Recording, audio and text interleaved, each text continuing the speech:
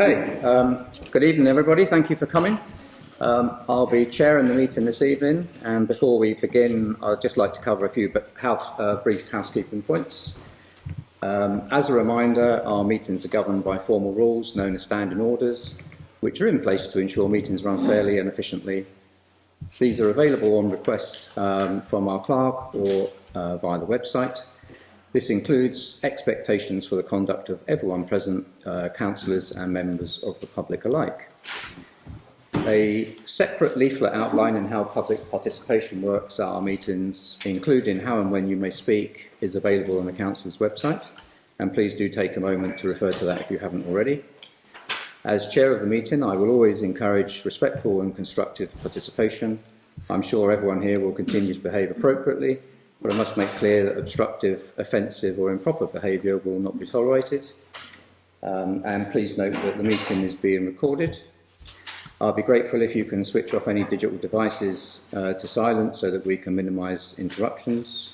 And finally, I would remind members that comments should relate directly to the agenda item under discussion, and that the meeting is not a forum for personal statements unless specifically permitted by the chair. So just before we open the meeting formally, we'll come to our borough and county councillors for their report, please. Thank you. I did send something in advance, but just very briefly. So Long Hill is going to be resurfaced in an agreement with the residents and part Surrey County Council. The residents are paying the majority of the costs. So the road is going to be resurfaced in unbound stone with water deflectors, which should prevent the issues that we're getting with water coming down Long Hill, causing the damage. That should start in the next few weeks and last about 5 days. The main thing on at the moment is the local government reorganisation. So we now have the shadow authorities in effect. Thank you to everyone who supported Sally and myself, because we're your shadow authority councillors as well as your local ones. It will become much simpler from the 1st of April next year. So we're just working through the current arrangements to replace all the councils. That means amalgamating the 6 districts and disaggregating Surrey County Council into 2 authorities. And that's what we're working on at the moment. You can find out, I included a link in my reports if you want on the website, where anyone can find the information, see the latest agendas, and understand what's happening for this rather odd shadow year we have until the 1st of April next 2027. I have an additional £10,000 for this final year of Surrey County Council as a community fund. So if there is anything that I know you've already clocked that. If there is anything that locally to benefit the community, do let me know, because it's only 10,000. I'm trying to sort of ease it out in slightly smaller grants than the previous 50 that we had. But it's a nice end to the fund that we're doing. And then just to say that we've got the standard where to report any issues on the highway or for rights of way. And very lastly, there is a £100,000 community nature recovery fund. So any projects that are to promote, restore or improve biodiversity, residents, parish councils, community groups can apply for grants between £1,000 and £5,000 from the Together for Surrey website, which is through Surrey County Council. So there's some new funds there, there's a little bit going on, but otherwise it's quiet at the moment, which I'm quite happy about, unless you tell me otherwise. And we have completed all the projects that we had set out to do, such as the lay-by at the top on the hogs, the old hogs back and everything. So that seems to be working well. I haven't heard any issues about littering with fighting since. So fingers crossed that's resolved that problem. Great, thank you, Matt. Yeah. I think it's just business as usual at Guildford Borough Council, and we're just all focusing now on LGR. Matt and I are both on committees. We're undergoing training in standards and various other things, so we're just easing our way in, but Guildford is still ticking over. So if anybody has any issues, we're still here, obviously, to help sort them out with Guildford Borough Council. Yeah, great. Okay, thank you very much. Thanks. Okay. So just so everybody knows, we're going on to Tottenham. So nice to see you all. Thank you. Thank you. Thank you.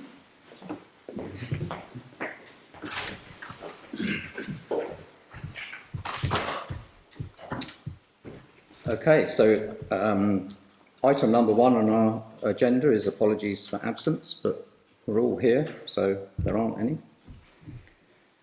Number 2 is declarations of interest and any requests for dispensation. So for us to consider dispensations as appropriate for tonight on any agenda item.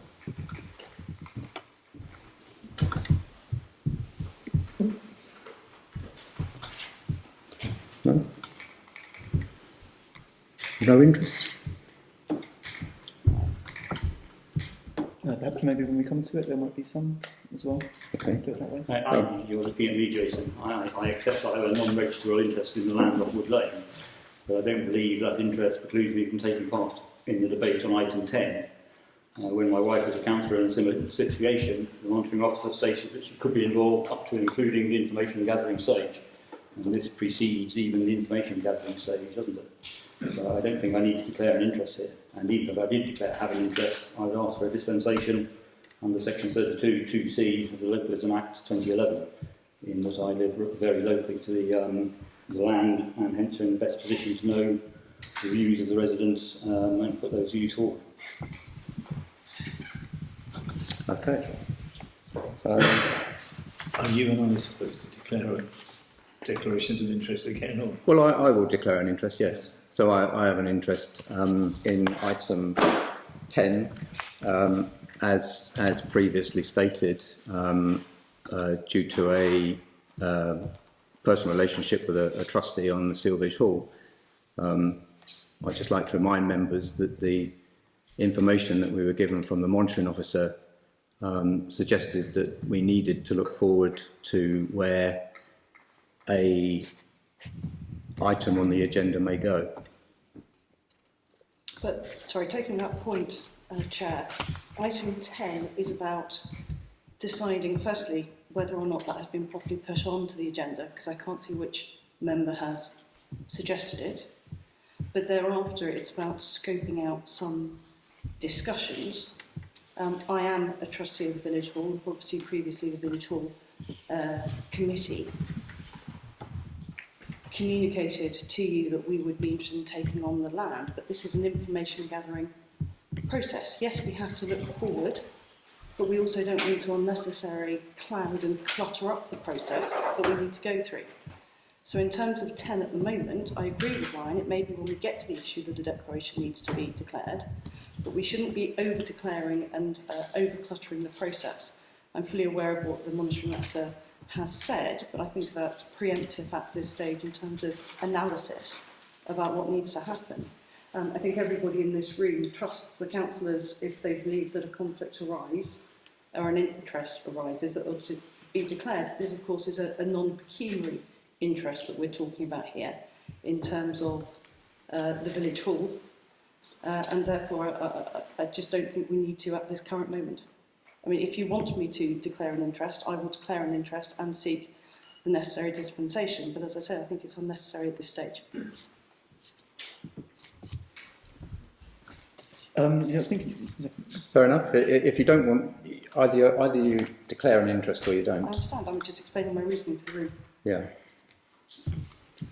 So you're not declaring an I'm interest? not declaring an interest at this stage.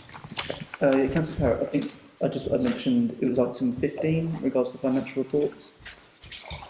That was where the £10,000 payment was sitting. Yes, I can get everyone, it's public knowledge anyway, so I don't see what you, What's the interest? what's the interest, what? Because £10,000 is left from the council's bank account and is being paid to yourself. You know, what is there to say or not say about it? Isn't that in the past rather than the future? It's on this month's financial reporting. That was all. It was only to help yourself out there. It's a statement of fact. It's Well, exactly. Yeah. yeah. I mean, if it's easier, Or it will make the clerk feel easier when you can record as an interest that you have received that money. It's a limited basis. Yes, I have received that money.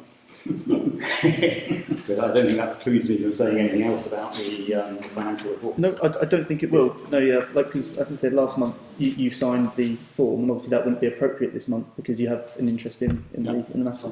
So, okay. Okay, anybody else? No? Is that just me?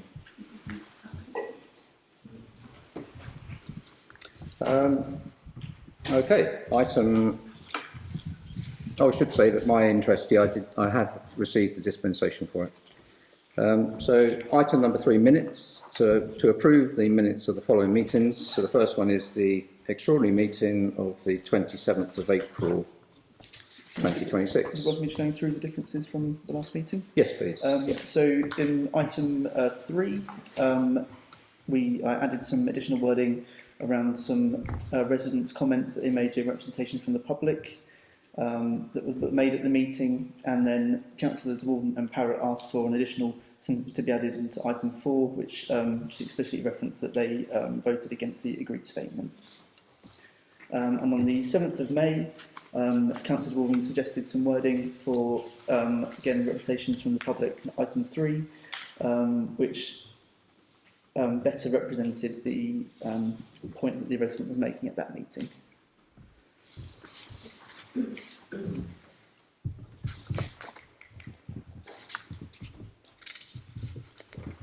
Okay, so with regards to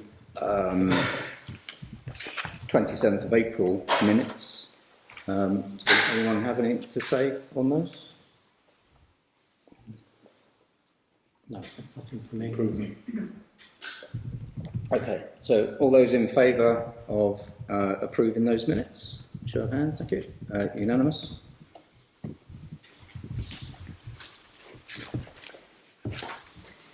The minutes of 7th of May, would anyone like to say anything about those minutes? Cool. During that meeting, it was said that the claimant had agreed to the terms of the PC, and this is simply not correct, and it's not reflected in the minutes, and I don't see anywhere on the agenda that that point is being addressed. And I'm afraid I think for me it's a serious issue, because I haven't agreed to any terms, and what was said is not truthful, and it was said in public forum. Okay. Yeah, it's not in the minutes. So, So it's not included in the minutes at all. So no. But surely it's a fairly important statement, and it caused quite a bit of confusion to those in the meeting who were aware of the proper situation. Just to clarify, it wasn't a statement, it was just an introductory wording into the motion. It was still wrong.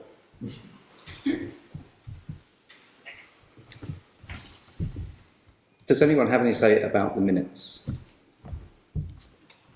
Surely it would be sensible to include in the minutes just a simple record of the position that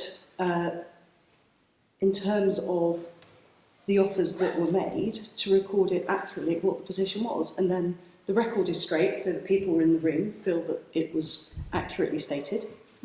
There's no confusion, it doesn't hurt anybody because it's just a statement of fact, and it wipes everything clean and everyone feels happy going forward. Just in terms of principles of transparency, for people to feel happy, if that's all it takes, it seems to me to be a very small thing to do, just to tidy it away. Good. And just to Anna. record that in a minute. Yeah. I think, Anna, the minutes reflect what was decided at the meeting, what the motion was about. Yeah, what the motion was about and what the resolution was. But It was says not to under provide 4, a narrative. The chairman introduced the item and provided background to the judicial review claim. Anybody listening back to the recording, which you very sensibly make available, will hear what was said in that introduction. That introduction was inaccurate. Therefore, in terms of consistency and for having a proper record, if all of us go under a bus tomorrow and somebody needs to pick this up, it's recorded that that recording is not accurate. This is the legal record of the meeting. I understand that, but you will see that people are distressed, and therefore simply to say that record isn't accurate is a simple thing to me. I just don't understand what the issue is. Why not just regularise the position? It's up to council to decide. Well, as far as I can see, the only thing that would be able to be changed about the minutes would be what I said. It wouldn't be that the minutes can say anything different. The chairman introduced the item and incorrectly stated that an offer had been accepted. You need to correct the error that's been made. But at the time of the meeting, I wasn't aware that the statement was incorrect. But you are now. Yes, but the minutes have to reflect the meeting, not now. Well, And you should have the been minutes, aware- you should have the been minutes aware will, at the time of the meeting. the minutes for this meeting will reflect what this meeting discusses. If the minutes of this meeting are going to record that there was an error in the previous meeting, I'm more than happy with that. I'm more than happy as long as there is a record somewhere that says that an offer, the fact that an offer was accepted was incorrect. If it's recorded in these minutes, that's fine. You don't need to amend the 7th of May, but it needs to be on the record somewhere. That's my point, for accuracy. Anyone else? I mean, I'd support that here. We can't have one thing being said on a recording and another thing being said in the minutes. The minutes doesn't say that at all. Define. We live in a digital age. Yeah. We live in a digital age, and the digital record will live on far longer than these minutes. So if it's recorded in the minutes of this meeting, I'm more than happy with that. So, Okay, so we'll I think we have to agree to record it somewhere in one section. well, one set of minutes. I'd what deny. we're discussing is either we agree with these minutes or we don't, as they stand. Right. We clearly never agree. Sorry. I say clearly we don't agree with the minutes as they stand.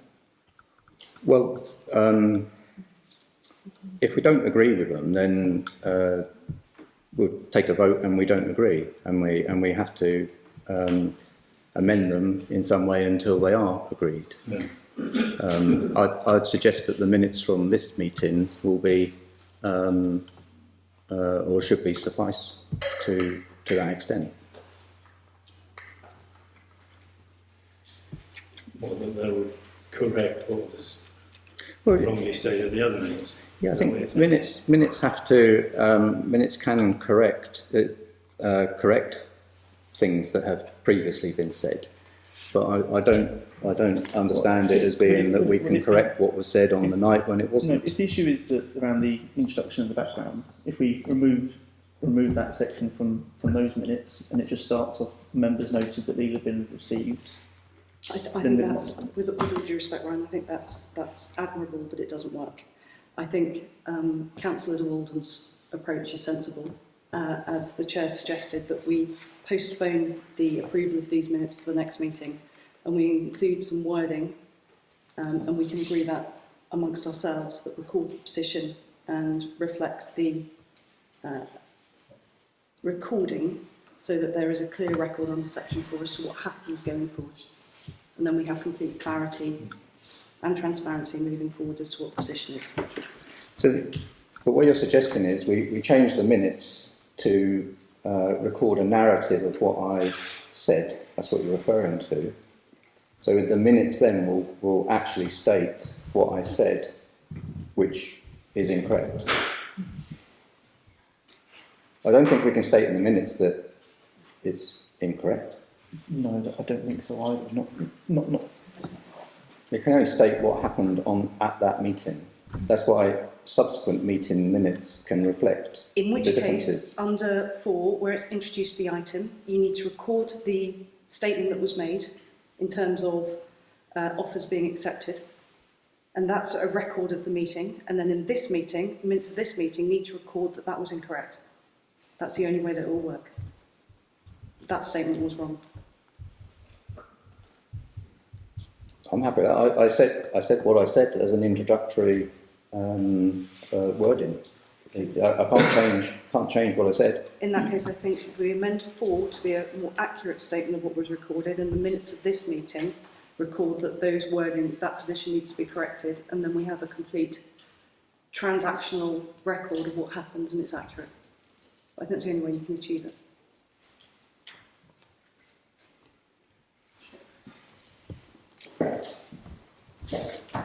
So do you want the verbatim text from...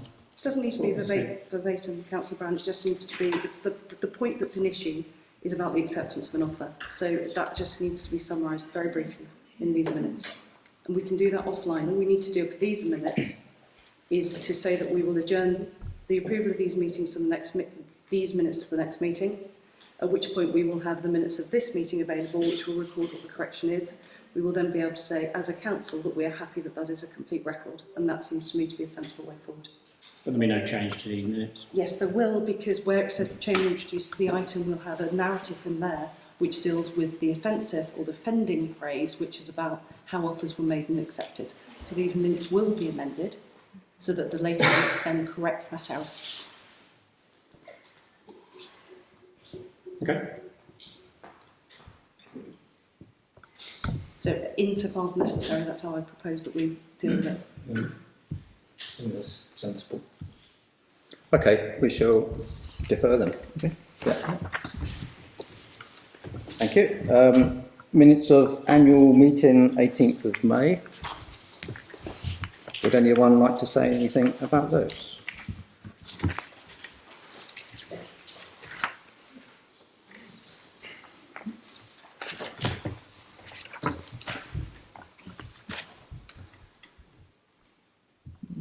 No? We take a vote on those. All those in favour of approving these minutes? It's unanimous. Okay.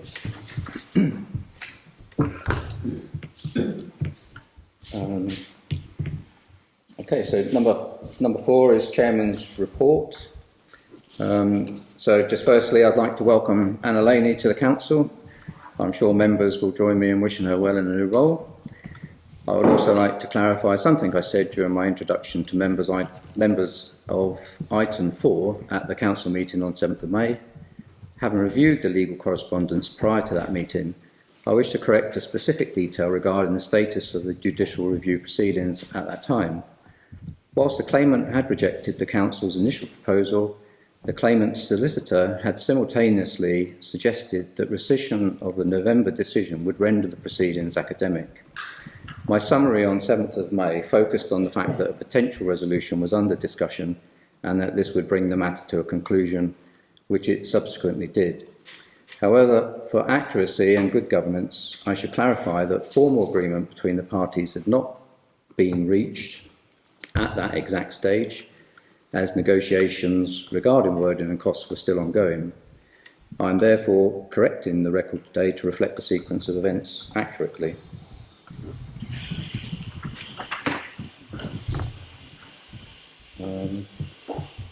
We have on our agenda item number 5, Clerk's report. Yep, following some comments raised. Sorry, can I just raise a question about your report, yes? No. Right. Sorry, what was the question? No, because we're not discussing my report now. Can we see a copy of it Yes. before it gets included into the meeting? In the minutes. I mean, I did ask to see it before tonight's meeting, as you're aware, Yes. so that we could digest it properly. You have full ability to digest it after the meeting. Yes. Yeah. So, sorry. Clerk's report. I had a clerk's report on the agenda. Yeah, following some comments raised by councillors, I will not be providing a clerk's report. Okay. The clerk's report, I presume, would be informational. Yes. Okay.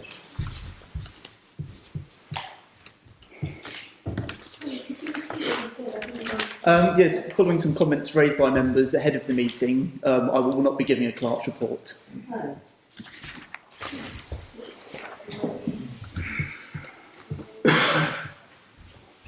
Okay, so as we start, item number 6, representations from the public.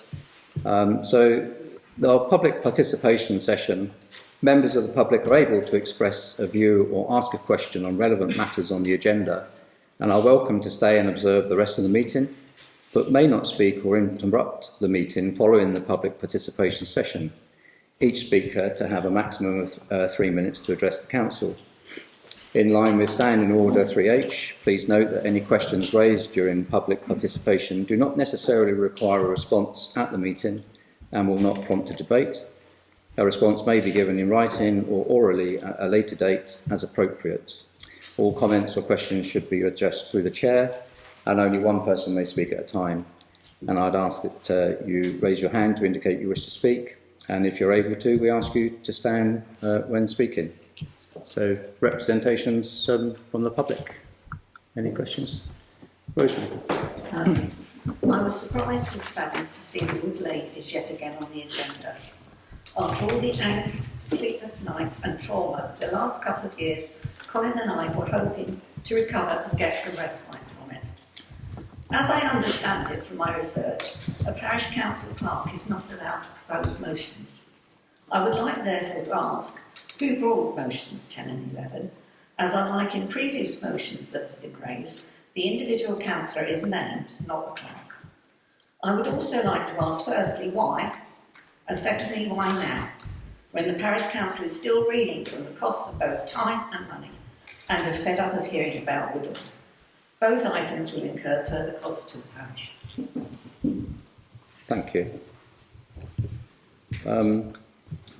The 2 motions you mentioned were brought to the meeting by the clerk.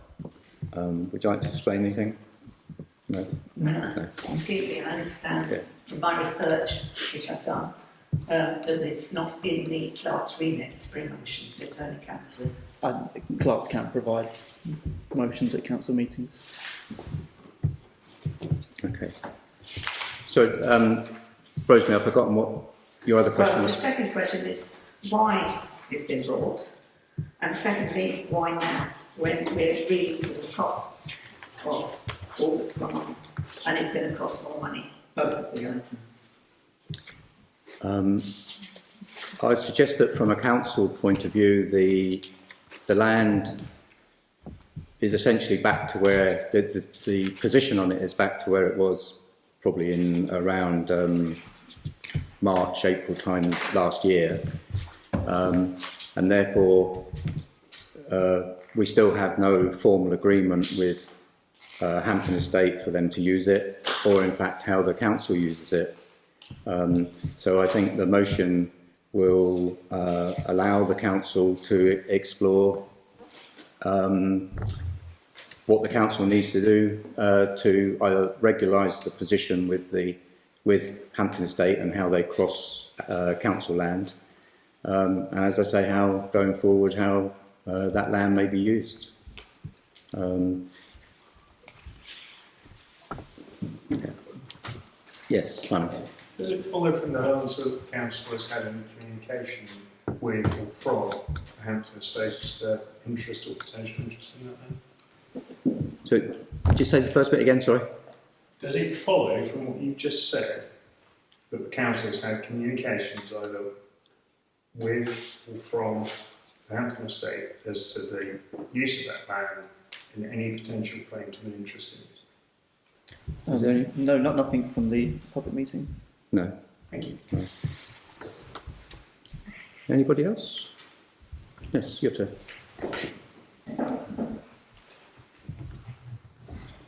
May I please raise concern for item 10 on the agenda, which says council-owned land at Wood Lane, initial research into future options. This land has been in parish council hands since 2008 and had been known and been used by the Hampton Estate ever since. I fail to see why this should become a priority on the agenda, especially when maybe you can enlighten me and I've got it wrong, but let me just point out how I see it. We have just seen the end of the possible judicial review regarding the councillor's legal or illegal voting result. And everyone in Wood Lane is relieved that this saga has now come to an end. Why can we not give this matter a rest, and where the other more important council issues been dealt with? For instance, it has been more than 14 years since the parish development plan was first initiated.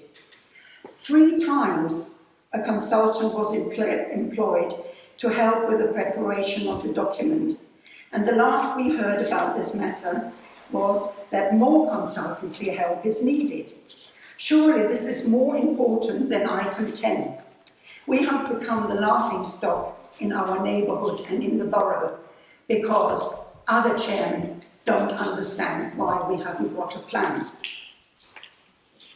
For the past 2 years, no planning applications have been vetted by our parish council, and borough planners have no guidelines regarding independent or local opinion. The drainage problem at Seale Rec is still ongoing, and priorities should be given to obtain grants and 3 quotes to rectify the problem. The damaged play equipment desperately needs replacing, and as I recall, and just now confirmed it again, Matt Furness had offered some money towards it. Neither recreation grounds incomes have been reviewed, and clear costings should be made available for anyone who wishes to hire any part of our recreation grounds on either a one-off or a regular contract. I understand that my neighbour, a local football coach, had offered to help, but this offer was not taken up. And regarding the clerk's work, rather than giving him research work, I would like to see that all draft minutes from the last 5 months are now completed and put to bed, that emails to our parish council are replied with proper answers and not just an acknowledgement of a receipt, or sometimes even that doesn't come. I would also like to say that future agendas are made more public earlier than the last minute or even after the minimum deadline, and that future draft minutes are to be produced without major errors. If you feel that the Wood Lane land should take priority over these outstanding matters, then I'd like to know what is important. Thank you, Jutta. Just a couple of points. The recreation ground hire, we did review that towards the end of last year, and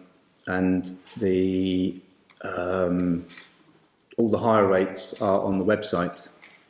So it was reviewed. We come to a decision on what those prices will be, and you can find them on the website. I'm not sure who you're meaning with regards to the football coach getting involved with that.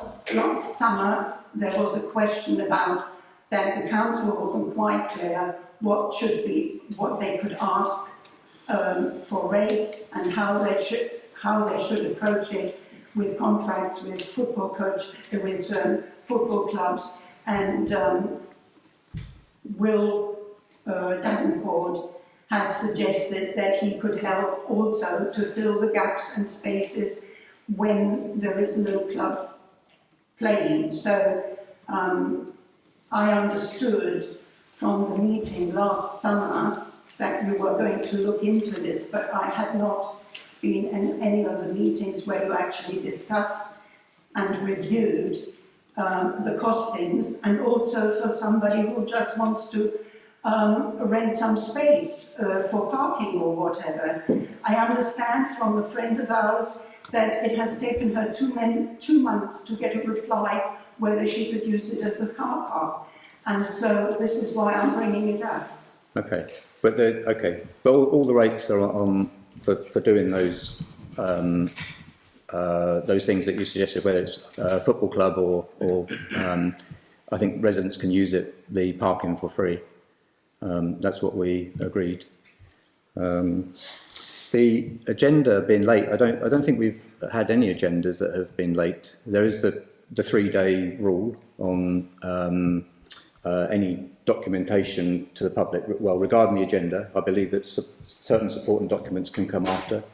Ideally, yes, we want to bring that all as far forward as we can, so that we all have enough time to review them. But I don't believe any have been late. Well, this one was late. No, it wasn't. It wasn't there on Thursday morning. It definitely was. Where wasn't where on Thursday morning? In the public boxes. Yes, it was. It was in the one at the Green. Oh, what about the one in Seale? Well, I think legally you only have to put one. It has to be visible in the parish. So the one that we could get to at that point in time was the Green, and I know it was there because I posted it. There's never been an agenda that has not been posted in my time as chairman on time. They've always been at least at the Green and then elsewhere to follow, but they would have been online at the correct time. And just some of the other points you raised about drainage and planning and stuff like that. I'll make sure that my clerk's report is a bit more visible before publication, so I can update the public on all those matters. We have spoken about those things. They're not dead in the water. They're all things that are ongoing. I know you have spoken about it 2 years ago, but we still haven't had 3 quotes yet. Well, we don't know. No, until you get quotes. The clerk couldn't do his report, so I'm not sure. I don't quite follow that. Yes. Chair, thank you very much. I'm probably not alone. I know I'm not alone, given what's already been said, in being surprised at the inclusion of item 10 in the agenda. I'm surprised that, given all the hurt and division that has been caused by the Wood Lane saga over the last year, that anyone thought it was a good idea to put that particular agenda item onto the agenda, if what needed to be done was to regularise the position with the Hampton estate for the next year or so. That could have been brought back as an agenda item in those terms, but it wasn't. And the way in which it's been brought back and phrased would inevitably cause alarm and distress, to compound the distress that has arisen over the last year. And it wouldn't have required anyone to think about it too hard to understand that such distress was a likely result of its inclusion in the agenda. So while I can understand that something might have needed to be said about Wood Lane, it is difficult to understand why nobody paused, counted to 10 and reflected upon the likely reaction to the inclusion of the item in the terms in which it appears in the agenda. I hope that going forward, people are more sensitive to the hurt that has arisen in relation to Wood Lane, that people will reflect upon matters and how things were expressed in the agenda, and that people do count to 10 and ideally decide whether or not it's appropriate to bring things forward, and if it is, to reflect upon the manner in which they're brought forward rather more carefully than they may have done when this agenda was drawn up and approved and circulated. Okay. Thank you, David. Okay. I think, yes, Chancellor Lynn. I would just like to know, given that the judicial review is now behind us, when I can expect an answer to my complaint that is dated the 21st of November 2025, and also I have a substantive answer to my email dated the 10th of March 2026. Is this an item on the agenda? Well, it does relate to item 10, but I can wait until parish matters if you like. I think that'd be more appropriate. Thank you. Okay. Anybody else? Yes, Simon. I'll be quick, so I know 15 minutes. Yeah, last one. Chairman, Councillors, thank you for letting me speak. I would like to comment on the proposal for the parish clerk to attend a regular monthly drop-in session for residents. Whilst I fully support improving communication with residents and the parish council, I'm concerned that this proposal risks placing additional and unnecessary demands on the clerk, including time and travel costs, when existing opportunities already exist through the public participation section of these meetings, albeit I accept they are very much one-way traffic. If the council wishes to introduce additional drop-in sessions, which is really positive, I believe the presence of one or more councillors should be central to that purpose. This, which I appreciate is actually mentioned in the proposal. This would ensure residents can speak directly with their elected representatives and receive immediate feedback, strengthen accountability and improve engagement. Such sessions would work best as a joint community and parish-led forum, supported by volunteers from within the parish. Volunteers could assist with welcoming residents, helping to capture notes, and collating key points for reporting back to you, the councillors and the clerk. This would allow councillors to focus fully on listening and responding, rather than being diverted by administrative tasks during the session. I am confident there are residents willing to support this kind of voluntary role, and that the parish has untapped local skills that could be used constructively in this way. The clerk plays an important professional role in supporting the council's administration of governance and financial responsibilities. In my view, their time is best focused on those core duties rather than duplicating existing communication channels. This approach would improve resident engagement, reduce unnecessary cost, and strengthen the direct relationship between councillors and the community that you all serve. Thank you. Thank you, sir. Okay, we'll wrap up public participation. It is different from parish matters, which has been the second time it's been brought to the council meeting. So item 7, parish matters. So to receive any matters raised by residents relating to issues within the parish council's remit and not otherwise included on the agenda.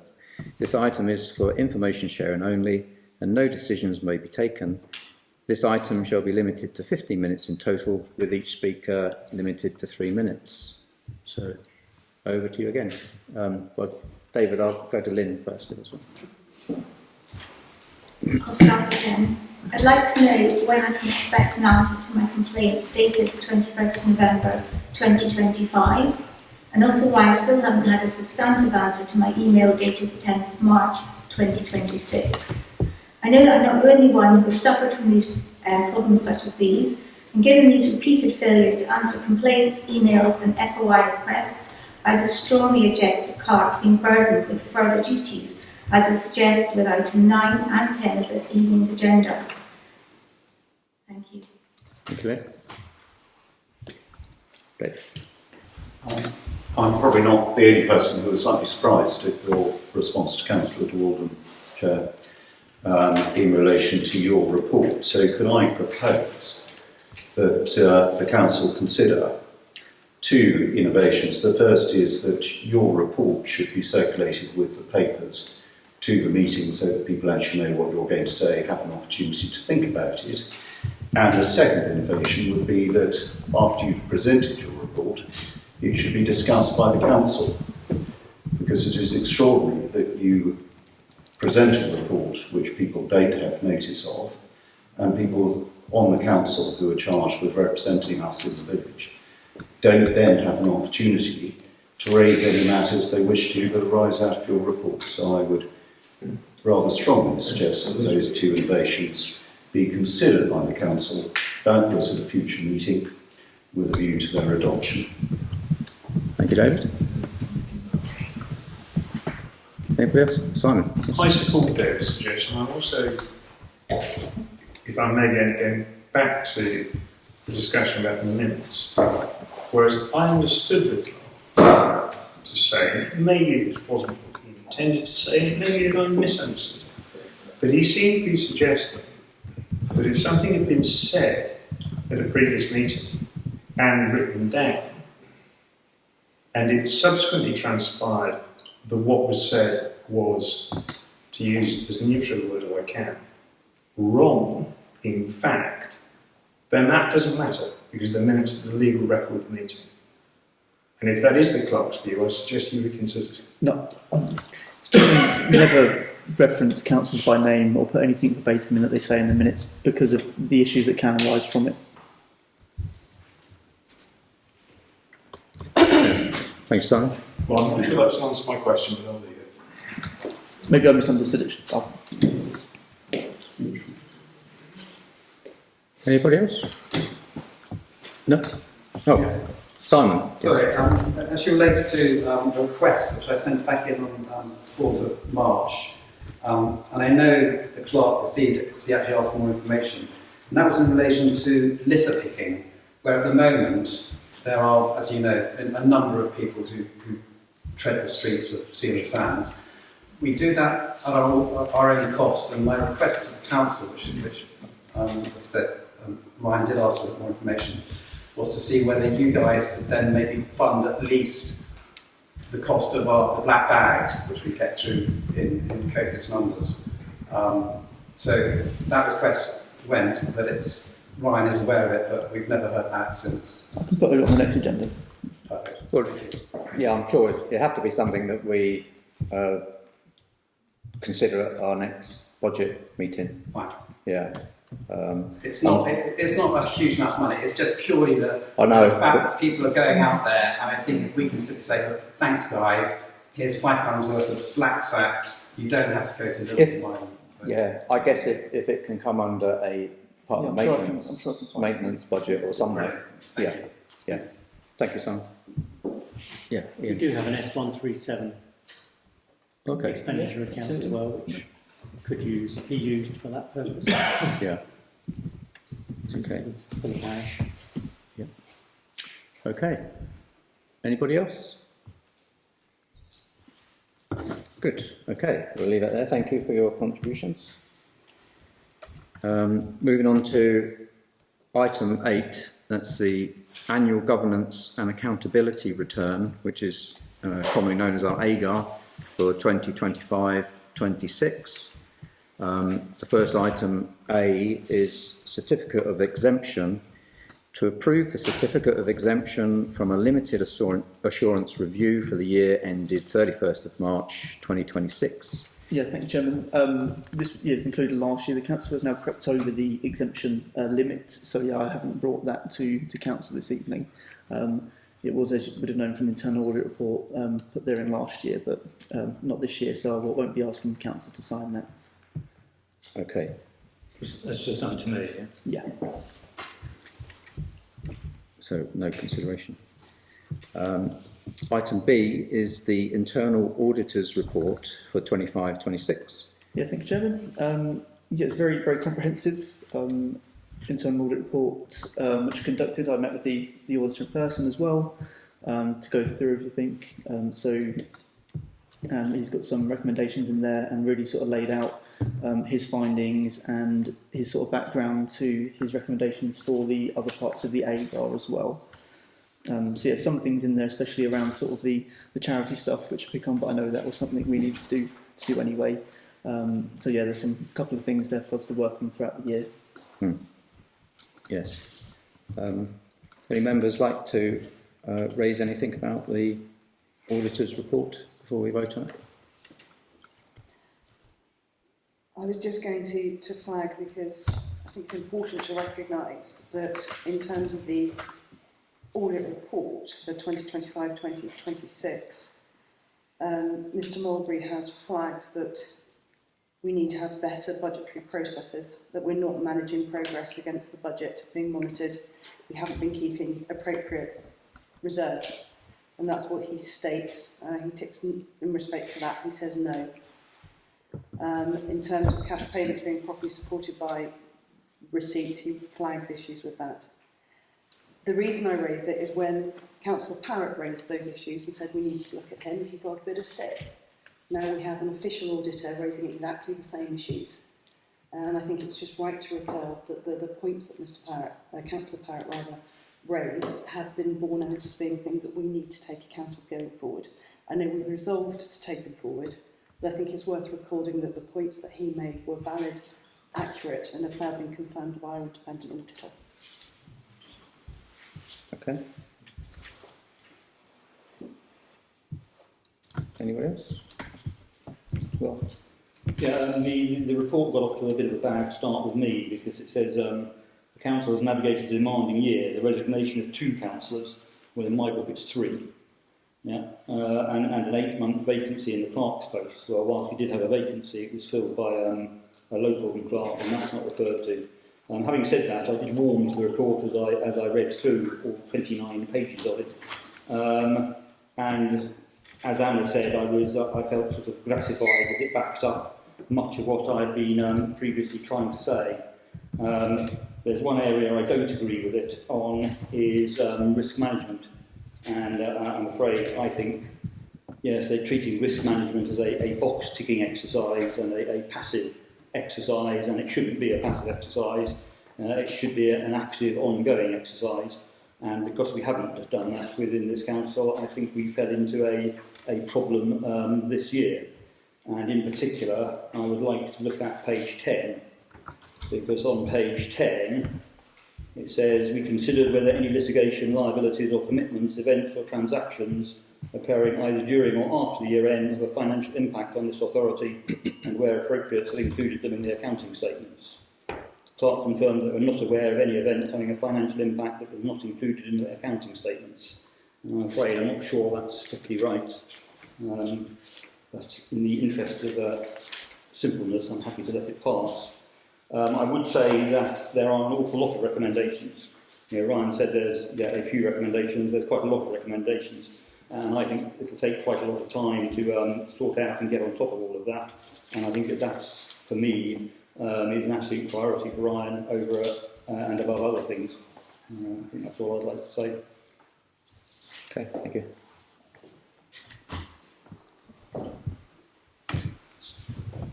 I'm just a little bit confused, Chair. Are we saying that we have to approve this internal audit report? Yep, I think to adopt it to know Bearing the in mind council's that there received seems it. to be an awful lot of stuff in their recommendations that we need to work on. Are we working on all of them? Yeah, but this is to note that the council's received the report in the first instance, not to say that this is what we're going to be doing. That kind of thing. That's what I was need the clarity. Thank you.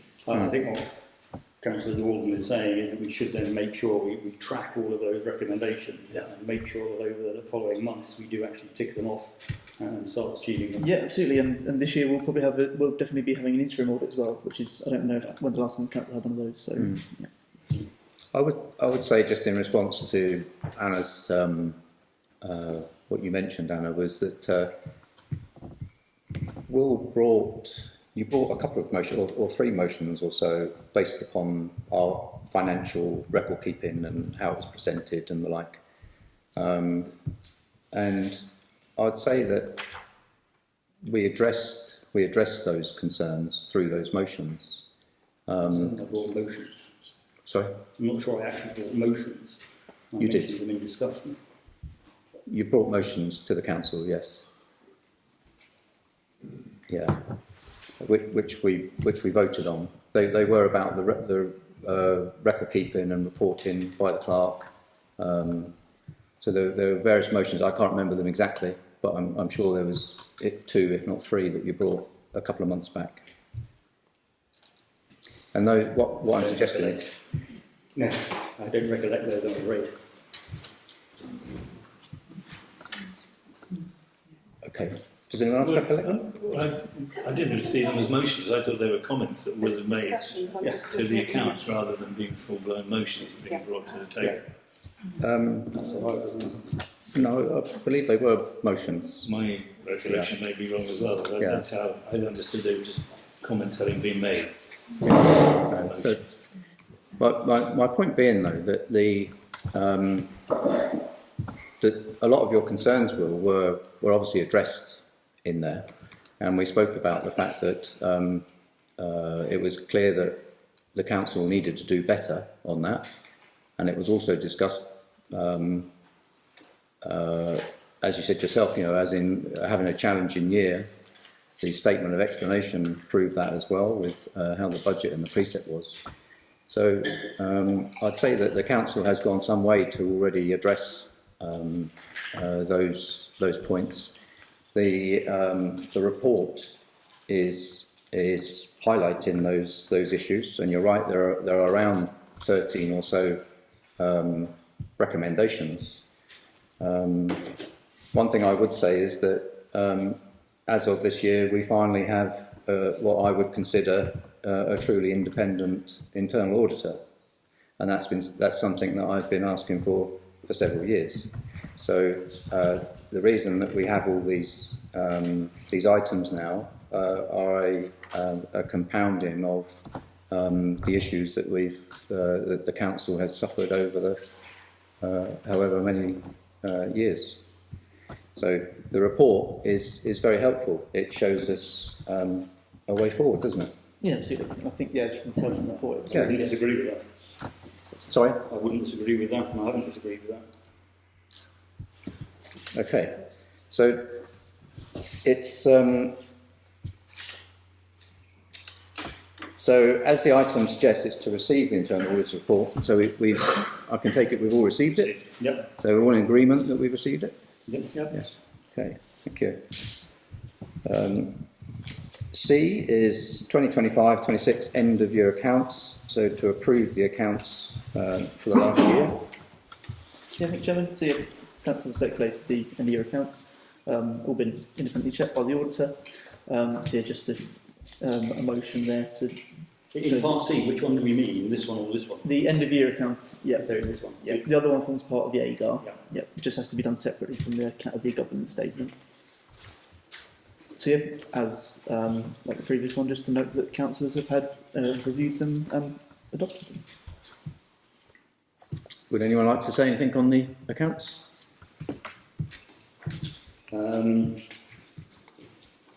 As you might expect, I'd like to say something. First of all, I think we should just note how our staff costs went up last year by 372%, from a previous figure of 4,935 to 18,355, with the move to, with the clerk issued, the locum clerk, and moving to a professional clerk. And I think that's worth noting. The bank reconciliation, the top bit of the bank reconciliation is not really necessary. All you're doing is reconciling between what the bank balance says and what your bank account says at that point in time. There's no need to have the opening balance at the start of the year.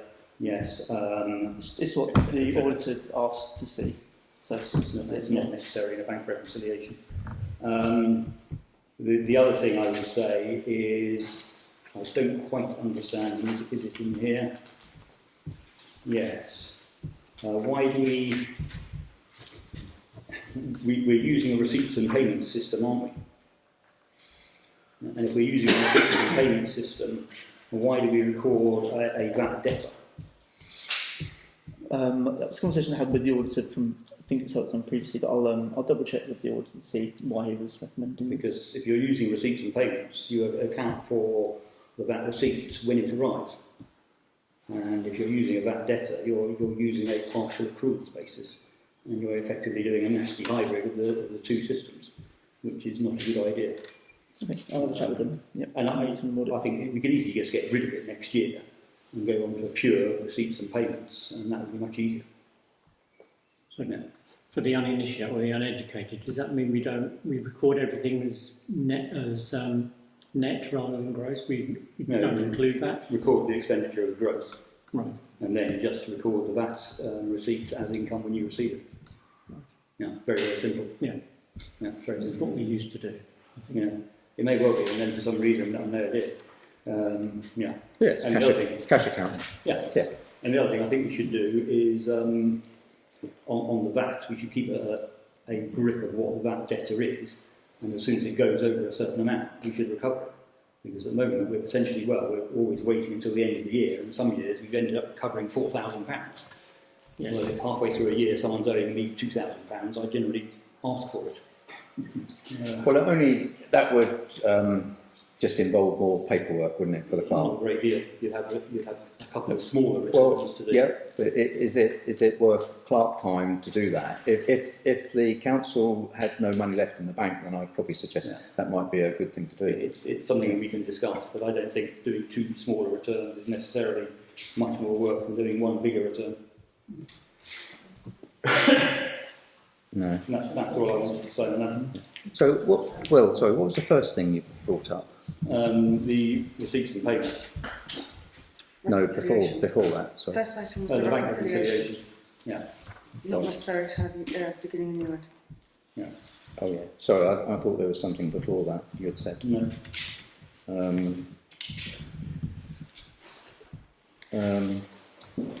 Yeah. Anybody else? No. No. Yeah,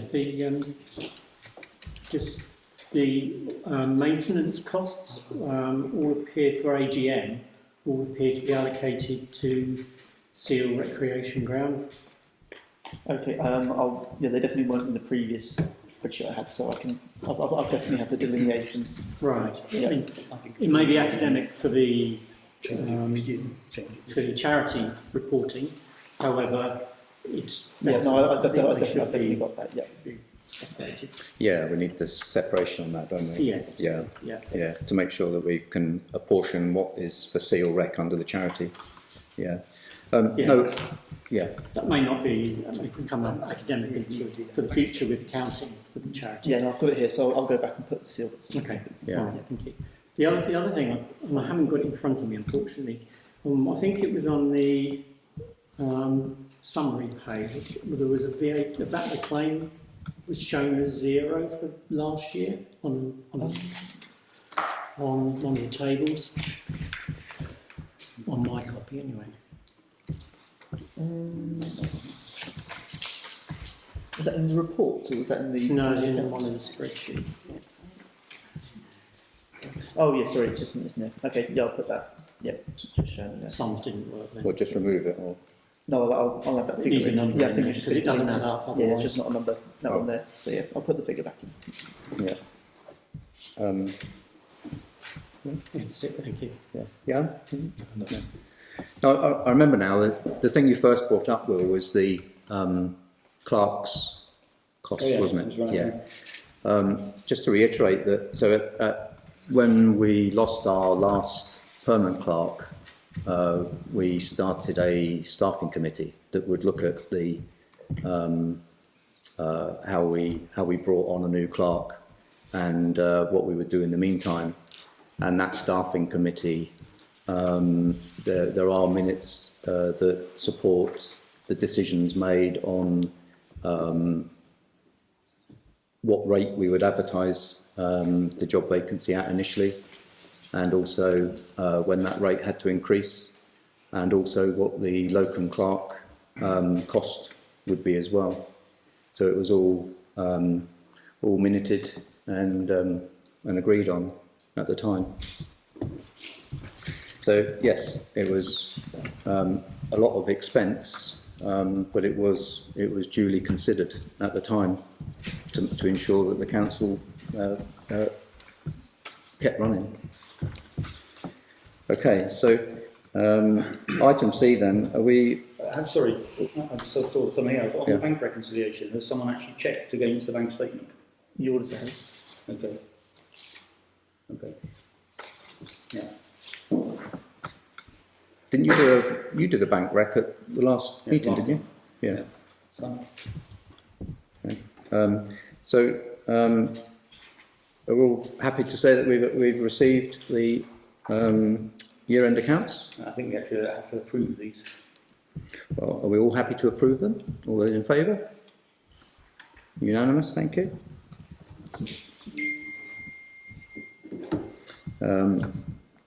D is bank reconciliation. To approve the year-end bank reconciliation.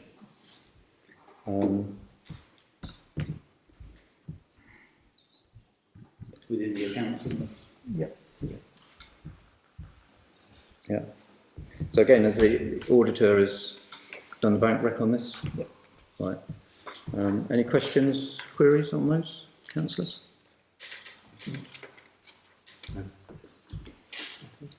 No? Okay.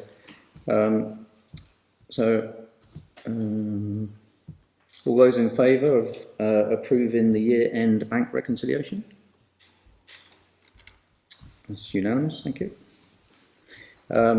Item E is the annual governance statement. This is to agree and sign the annual governance statement for 25-26. Yeah, thank you, Chairman. So yeah, it's prepared as per the auditor's recommendations.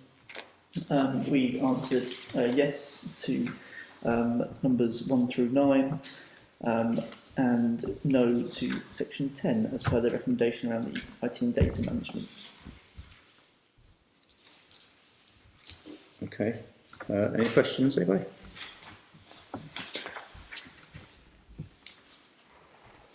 No.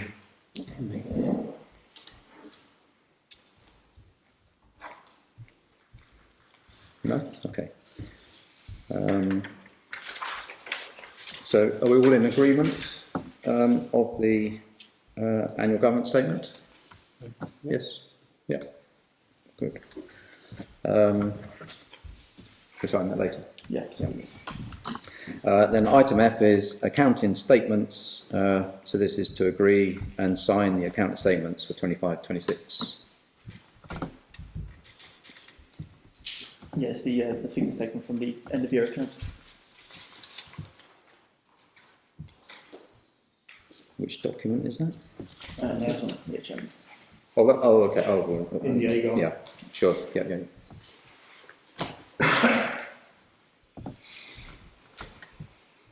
Any queries on those?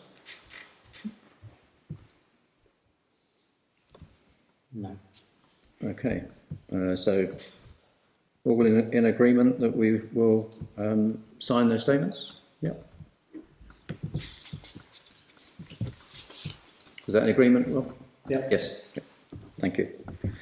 Okay, good. Item 9, establishment of a monthly Ask the Clerk session.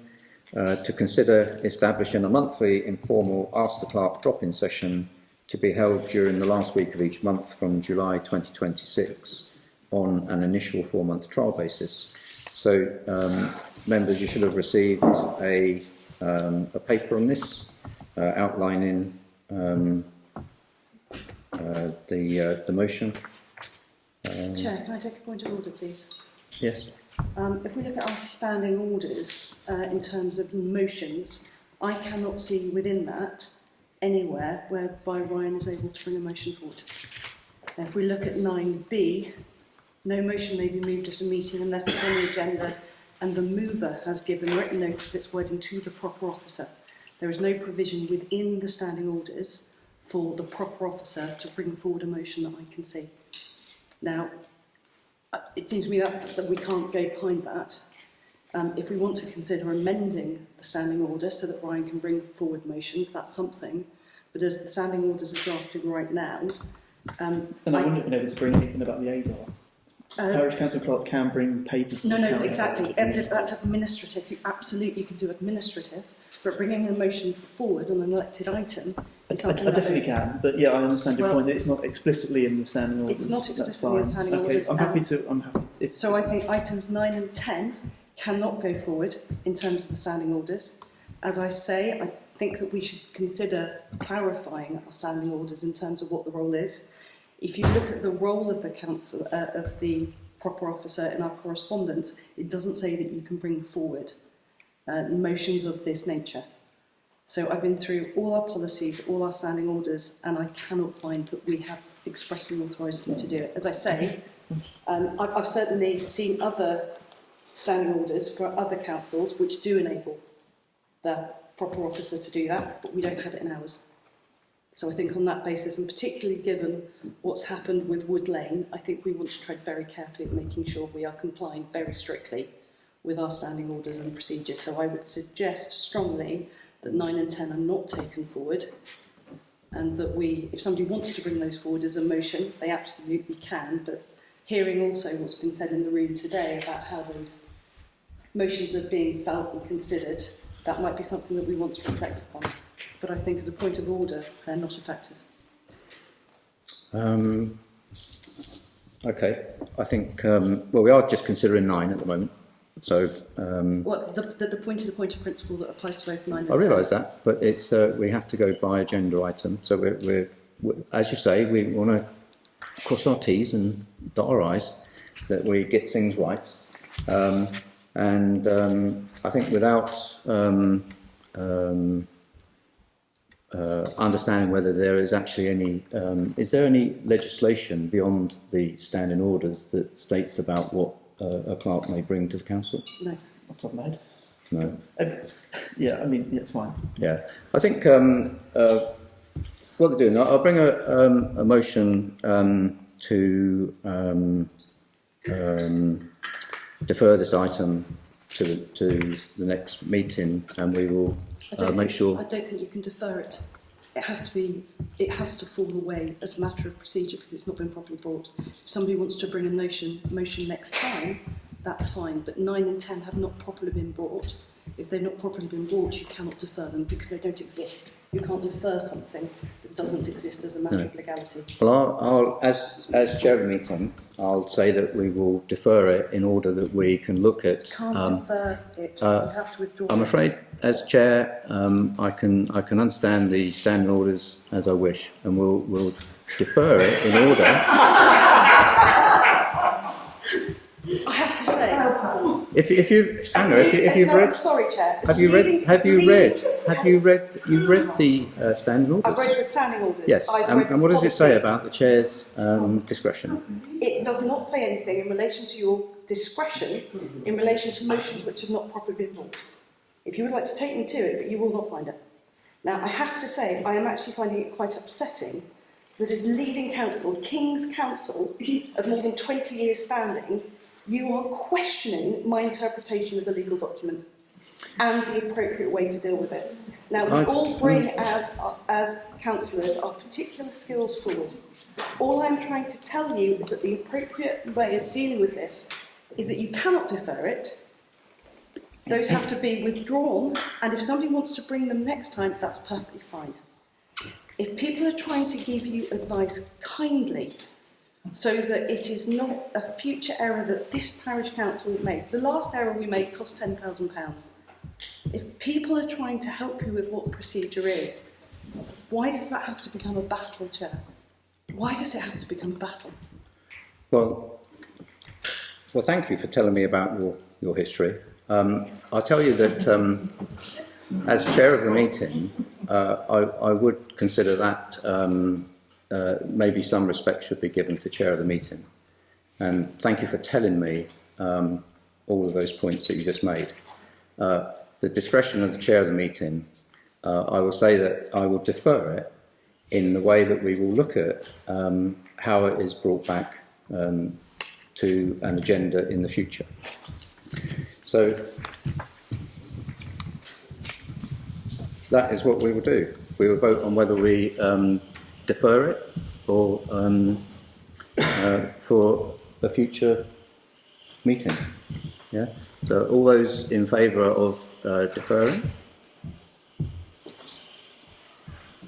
All those against? So. Yeah, don't discuss 9 and 10. Yeah. So we do.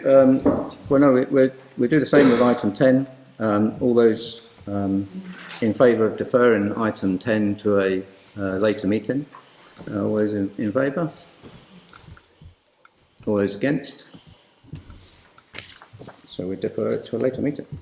Yeah, maybe in this instance, the wording I've got around, I'm just trying to get my agenda out, I've lost.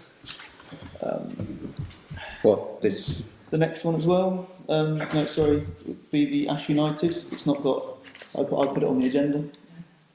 So, Right. did we discuss that as well? I don't. Got nobody's name on it. Isn't that administrative? Because it's a renewal of an existing agreement. No, it's the delegate authority. In that case.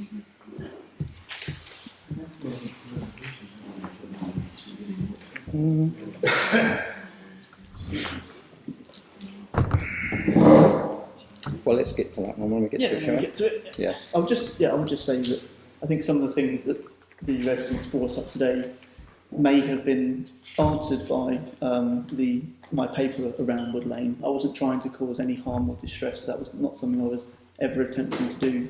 I was trying to get a better handle on this myself, so I can work with the community going forward. Never against you. That's my point from the paper. I just thought I'd put that out there publicly so you understood that. Thank you, Ryan. Okay, item 11 is policy review, to review and approve the following policies. The first one is the correspondence policy, which has been updated. So all members should have received that policy to look at. Any queries on that one? Yes, Anna. Simply in just picking up on some of the points that have been made and made a number of times. We've got obviously the core principles and the role of the clerk, and the role of the councillors. Whether we should have something in here, in the same way that we have with the complaints procedure, about expected time limits for when people will get responses. We talked about, you talked about at previous meetings, that there'd be a certain period within respect to which freedom of information responses and so on would be addressed. And I just think it would be useful for all of us to think about having those guidelines in the correspondence policy so people have expectations which are realistic. And if that is, you're not going to get a response in 2 weeks, so be it. It's got to reflect what the clerk's time is and is available. Nobody wants to put Ryan under pressure. He's only got so many hours to work for us. He's got so many hours in the day. But I think if the parish had an expectation, if I've sent you an email, I would like a response within this period, I think everyone would feel a bit happier if they knew what we were working to. And as I say, I'm not trying to build in anything that's unrealistic. Another point that occurred to me is in one of the previous meetings, and the point was taken, the Ryan's only got limited time, and it was said, well, you can always communicate with us in terms of the parish councillors, but we still have all formal correspondence being addressed to the parish clerk, and I just wonder whether there should be, something in there about being able to communicate with councillors directly. But I think on that point, Simon's point on the drop-in becomes very useful, that we might be able to speed up correspondence if we had a drop-in procedure. So what I would suggest is that we don't approve this policy right now, that we have a think about, with Ryan's input, what time limits are realistic to deal with responding to things, so that we've got something that's workable. And so there are legitimate expectations about timings and responses. Yeah, I think that's a valid point. Yeah. The other thing I was going to ask is, I think that's a valid point. The other thing I was going to ask is, what are the key changes from the previous one? I'm afraid I didn't bother with anything. You'd have to look at. There's sizable changes. Okay. Yeah. So it's best to just throw the old one away and look at this. Well, no, I mean, it's good to note the changes that we made. I would say on timing, we did, when we first brought the correspondence policy, I think there were timings in there, and we took the timings out because we were in possible situation of flux that you wouldn't really want to.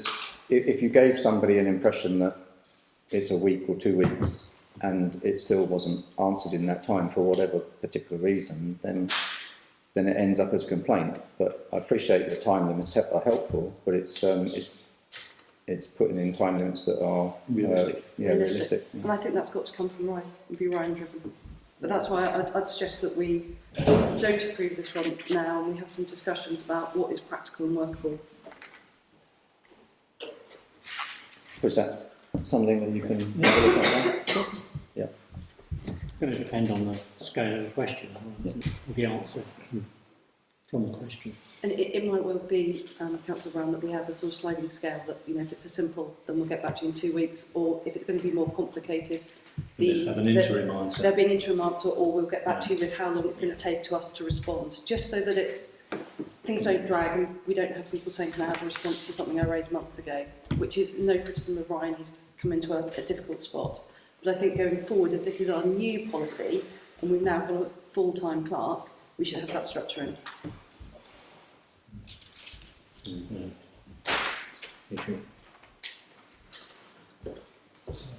Yeah, I think we probably need to be careful about what we class as an easy piece of correspondence. And definitions. Yeah, And because that's what I think it takes. I don't think we can resolve that now, but I think it's something we need to talk about amongst ourselves and with Brian, and with Brian's input, to get something that works in practice. And even if it's only an interim answer rather than just silence, where no one knows what's going on, you know, an answer saying, you know, unfortunately this is taking more research than I've had time to, you know, for the moment, we're working on it, we'll come back to you as soon as we can. I mean, but I think it would be good to have at least an interim answer of some sort, even if it's only a holding answer. I agree. So I think, let's defer it. Yeah.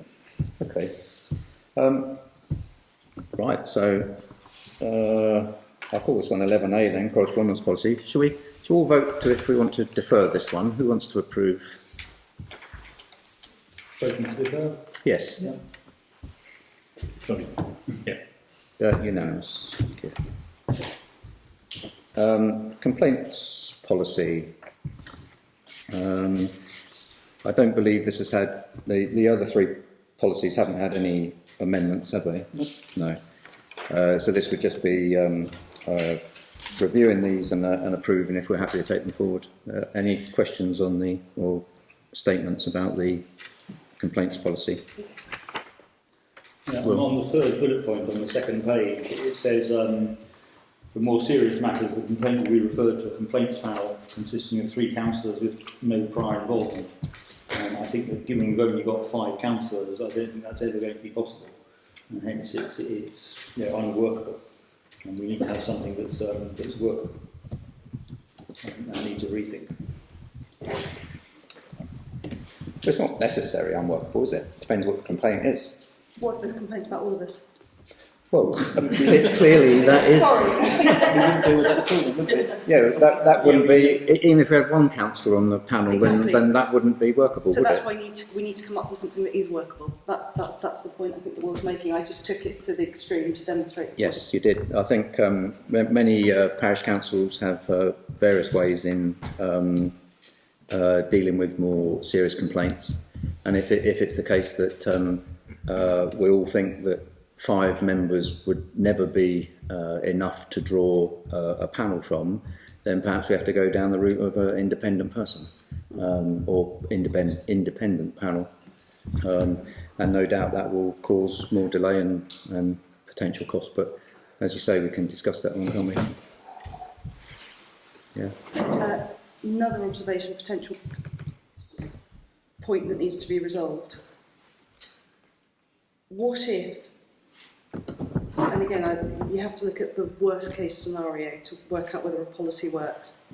If the complaint's about our clerk, and the complainant then has to write to the clerk to make the complaint, that could be very uncomfortable depending on the nature of the complaint, because all complaints must be submitted in writing to the parish clerk, to the parish clerk website. I think we ought to possibly think about having a complaints email address that we all have access to, and we need to think about it, because it could put people off about raising legitimate concerns about things that have happened because of the person they're being asked to report to. So that's just a transparency safeguarding point that I think we need to be aware of. So again, I would suggest we defer the complaints policy and try and refine and deal with those complaints. We've got something that's a bit more responsive to, the horror scenarios. Yeah, I think, to be honest, you have to remember that complaints about parish councillors don't actually come to the parish council. And that's they why go to the monitoring officer. So that's why it's quite Yeah. likely that if there's going to be a complaint, it might be about the parish Yeah, clerk. I think it which does need highlights it. more fleshing out. Yeah. But it's more about the point about having a panel that would review it, because the panel of councillors would be potentially be reviewing issues with the clerk or any administrative affair, rather than it be anything about councillors. So it's more likely that there'd be less councillor involvement in that. But you're right. There's probably more things that could be added to it. But I would suggest that we need to keep it as refined as possible, so that we're not getting bogged down. So with any other quick questions on that? Yeah, the email address in point in section 3 is incorrect for the clerk. Good spot. Yeah.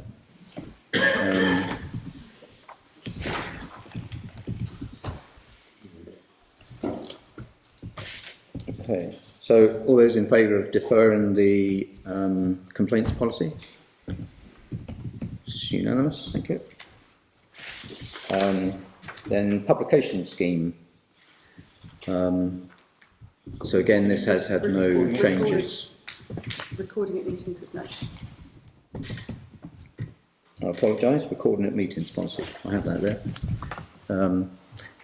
There's no change to that one, as has been circulated. Any queries on that one?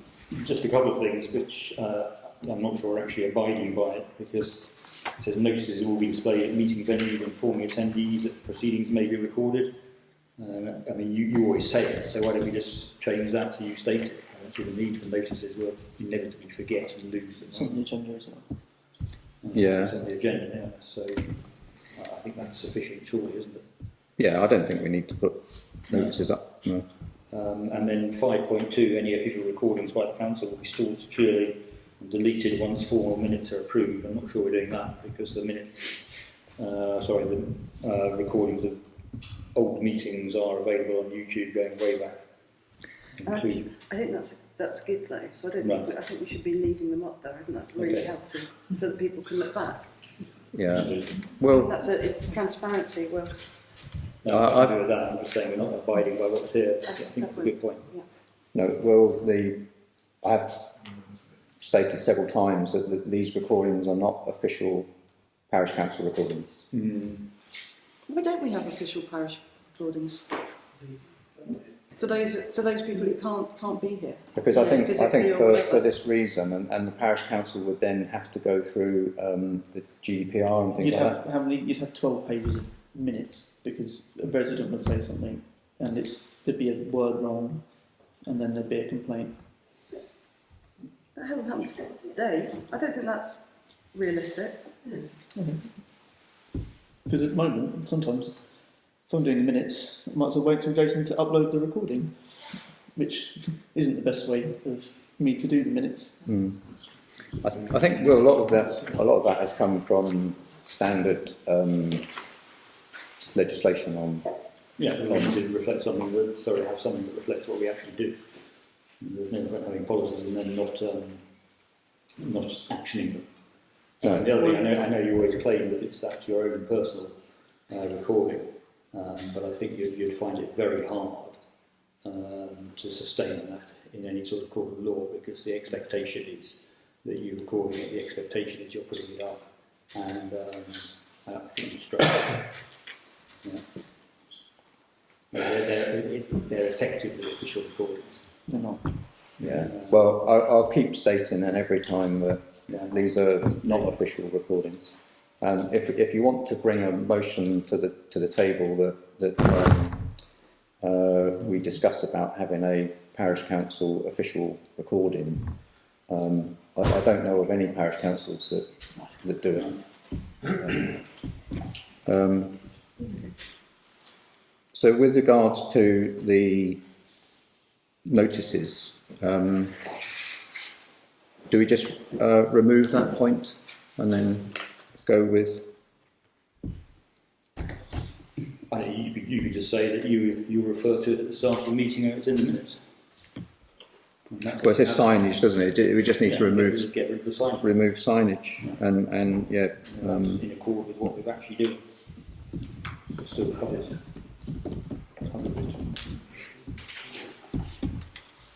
is that okay? Yeah.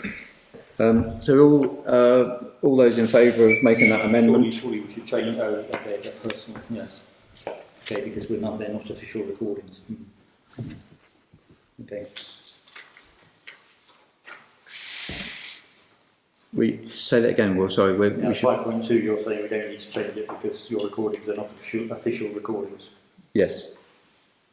Yeah. Yeah. Okay. All those in favour of approving the recording at meetings policy with that one amendment? Unanimous, thank you. Okay, and then 11D, which is publication scheme. Again, this is the same policy that we adopted last year. Any queries on that one? There's the same point that Ian made earlier in Yep. class. Paragraph 3, two email addresses that are incorrect, or one email and one website address that's incorrect. Yeah, Or just changed since last year, should I say. Yeah. Anyone else? So, all those in favour of just amending the email address and website address? All those in favour? Thank you. Unanimous.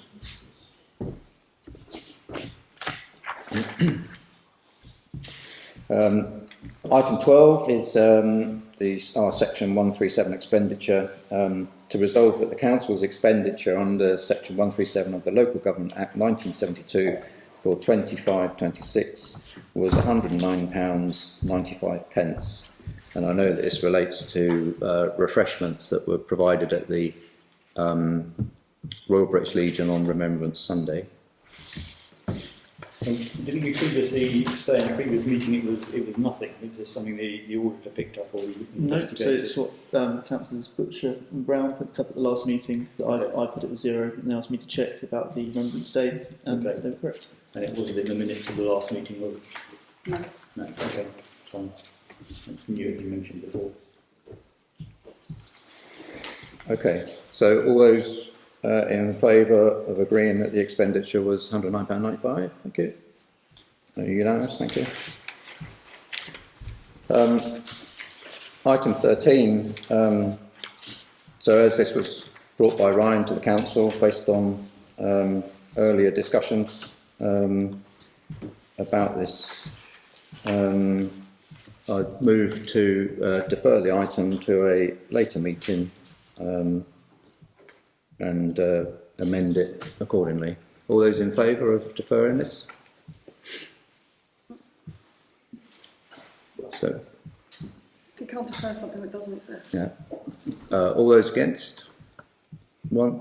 You already voted, Will, you can't? Yeah. So there's 4 in favour, 1 against.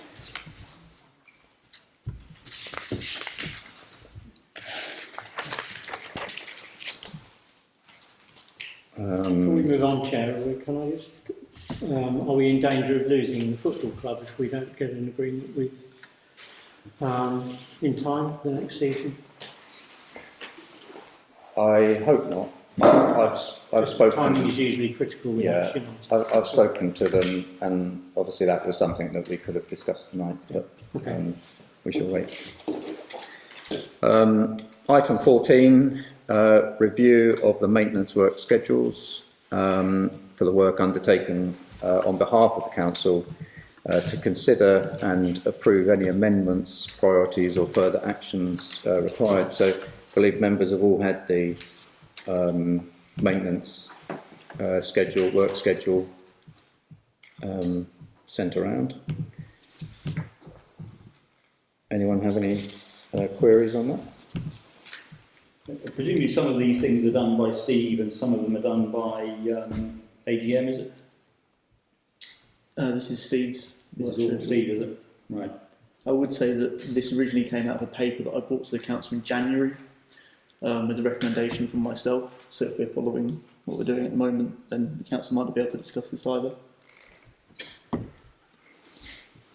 But if it's already been, the point's not been taken and it's been brought forward and it's a review, then that can go forward. And it's also administrative rather than something else, and there is a distinction to be drawn.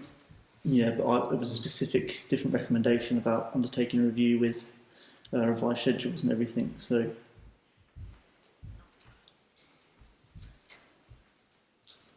I see a distinction. There you go. I see a distinction between administrative function, which is the maintenance for this village, and a wholly new course of action. So maintenance is administrative, which does fall within your remit. The work, the wood lane. Okay, I think Anna, what we'll do is let's discuss this. I think if we've got any issues with the maintenance schedule, then let's discuss those, shall we?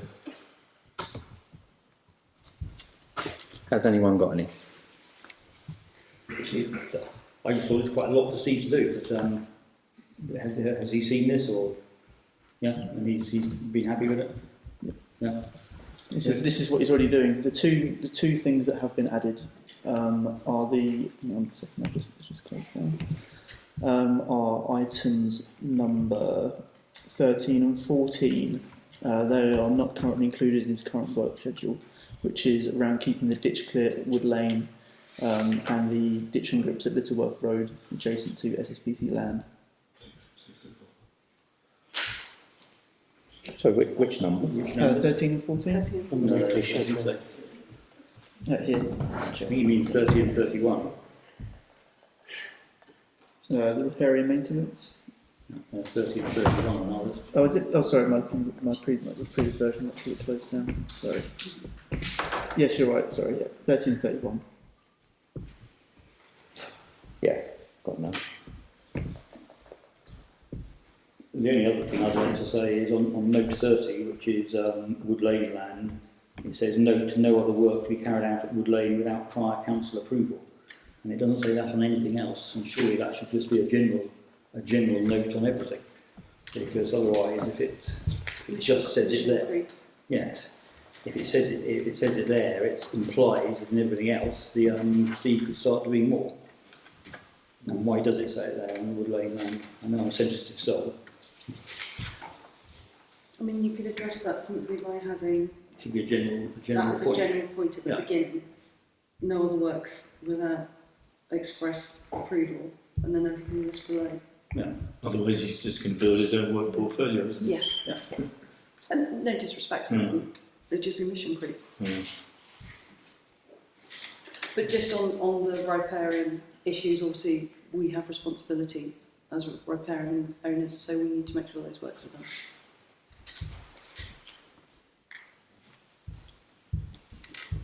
Just picking up on Will's point, everything seems to be weekly on the weekly schedule. Question whether he can actually do everything in a week. I would have thought some of those could be fortnightly. Okay. Yeah. And also the cleaning the pavilion is more a football season task rather than a weekly during the summer activity. I don't want to make it more complicated and complex for Steve but I think it's to well, understand. So hopefully the idea would be that if Steve isn't with the council anymore or something like that, that we can pass this on to somebody else. So if we delineate that now, that could be useful. Shall we just speak to Steve about which ones you think could be fortnightly? Yeah, I was going to say that We approve the general ones, and I can speak to Steve individually. I have spoken to Steve myself, and he does want to do more things. But I would suggest the same, that we need to establish what he can do on a week, or what needs to be done on a weekly basis, and what is fortnightly, and what might only be done during the football season. Yeah. Checking the defibs weekly, fine. Cleaning the pavilion is a winter job rather than a summer job unless it's been hired out. Clearing some of the grass probably is not necessarily weekly either, even during this growing season. We don't want to necessarily have a manicured lawn everywhere around the parish. No. And we need to keep an eye on costs as well, don't we? Just because. Well, if the only, if we've got him hours limited. If he can only do half the job in the hours, then he has to do it every 2 weeks. So it's not as if he's able to just extend his hours just to say, well, it says here I've got to do this huge list weekly. Is it worth getting a report from him just to what he does able to achieve what he has done? We've got that mostly. Well, we used to have that mostly on timesheets. Yeah. Most of that was available. Not sure if it's still is. So if we review the timesheets, we should be able to work it out, shouldn't we? Yeah. Just thinking. No reason why not. He has asked if he can renovate the telephone kiosk or defibrillator kiosk at the Sands. And I've said that's something that we'd have to decide on and be part of, whether it becomes part of the maintenance schedule. I think there's enough for him to do with the play equipment for the moment, but if it can be put onto a schedule that if he's got nothing else, that everything else is in order, then possibly the renovation of the kiosk is something that we can look at. I think he maybe should review all these items weekly, but not necessarily act on doing something weekly. Yeah, I think working out what his actual hours. Do you know what his hours are? I've asked him, but he hasn't come back to me. I've asked him for any correspondence he had from when he started and things like that, but no, he hasn't come back with anything yet. Okay. Yeah. Are we going to make this note to no other work to be carried out without prior council approval, a general note? Seems sensible. Surely it's sensible on all things, because otherwise it gives license. Well, it either goes in at the top as a general statement or it gets out of number 30 for consistency in drafting. Yeah. Okay. So I think we need to delve a bit deeper on that one then. But I think it could be that perhaps with some councillor input we can work out whether it's weekly or fortnightly, or whether some of them, as they're suggested, are just as required.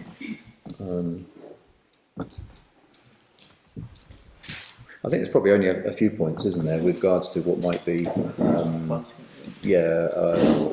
football season and the like. Yeah, just wasn't anything that's missing. No. Yeah. It's not a huge change, but it might just make his life a bit easier. Yeah. As well. Excellent. Yeah. Okay. So what do we? So we've all received it. So do we want to bring that back then as a keep it on the agenda? Keep it on the agenda then. Yep. Yeah.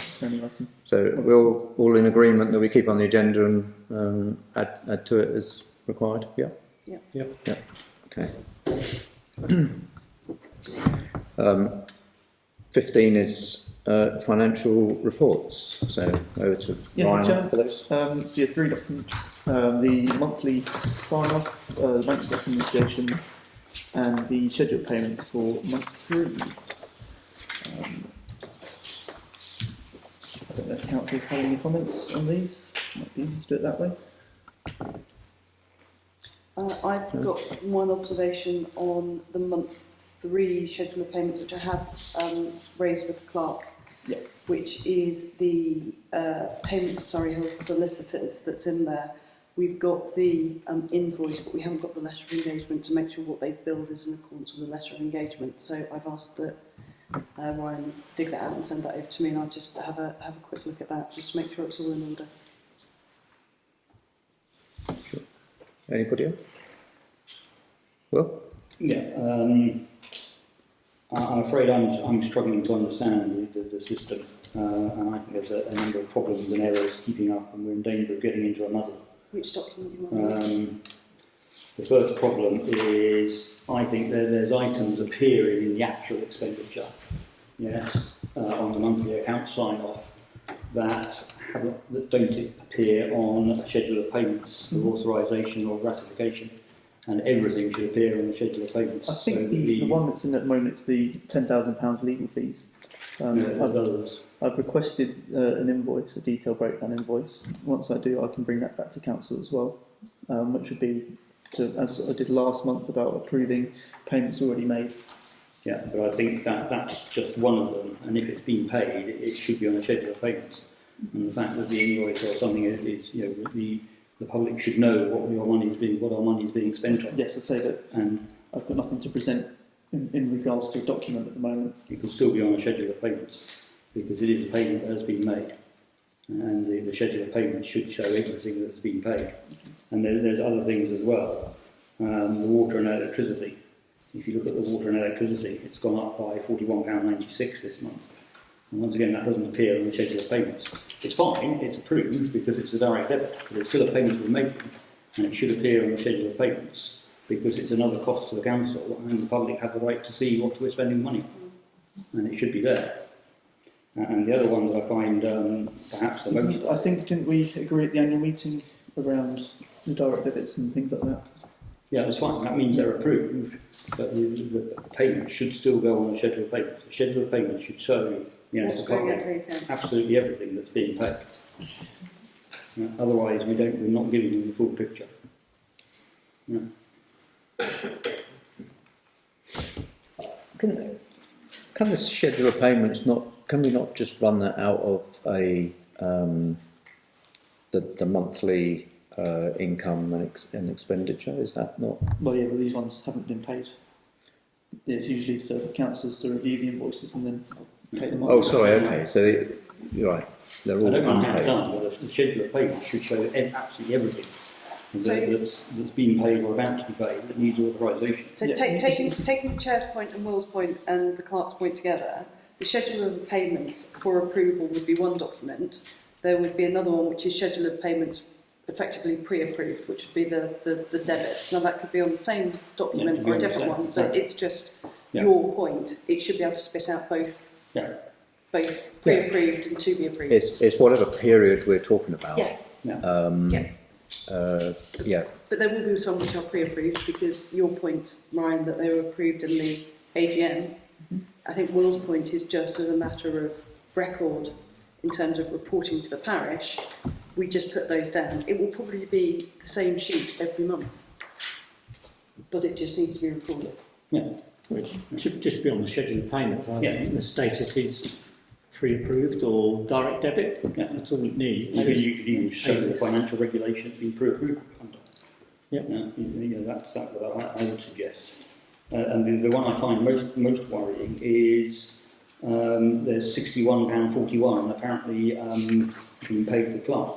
I'm sure there's no funny business, but we've got to be very careful because that's money going out to Ryan, and I can't see it on any schedule of payment by either before this month or this month. Okay, I'll double check that. And that's just not right, I'm afraid. And we need to get these things right. Will, is there a format that you think would be happier using your expertise that you could say this is how it should be presented? I would be quite happy to sit down with Ryan and work through something. Because I'm just thinking that might save debate at the next meeting if there's just an agreement as to how these things are going to be presented, just to speed things along. If Ryan would be happy to... I put them together, yeah. Are you putting these documents together manually? Yeah. Or are they spitting out from spreadsheet? Yeah. I think possibly it's something that we need to review. I mean, I know that parish councils use spreadsheets quite happily. They also use scribe systems, which would obviously be a cost to the council, but it would be able to spit out various reports. But I think, Ian, you had a system with the spreadsheets before that would do various reports. Started to put it together, yes, but it should just... Yeah, it can be done quite simply with a spreadsheet. Yeah, I'd agree. I don't see any need for us to buy a system, a paper system. You should be able to do it on some simple spreadsheets. Is this an accounting package that you're using that clerks It's normally based on use? Excel. It's just been presented in this way because I thought it was easier. So you've created the Excel spreadsheet? Yeah, I just thought it was easy for councillors and residents. No, to no, see it no, this way. no. It's a question. No, absolutely, yeah. Okay. Yeah. So, So that was maybe it's as simple as Will and Ryan sitting down with the Excel spreadsheet and just working out what the columns say. Simple as that. Well, I think perhaps if all we're missing here is having the all Ones of that are paid, the yeah. all of the payments that have been pre-approved on the same sheet. That's what we're lacking, isn't it? yeah. I don't think that's a far stretch, and possibly with the exception of one comment you made about a clerk's expense. All these items can go on one sheet and either say awaiting approval or pending approval, or that they have already been paid. Yeah. So But I think the schedule of payments needs to show absolutely everything that's going out.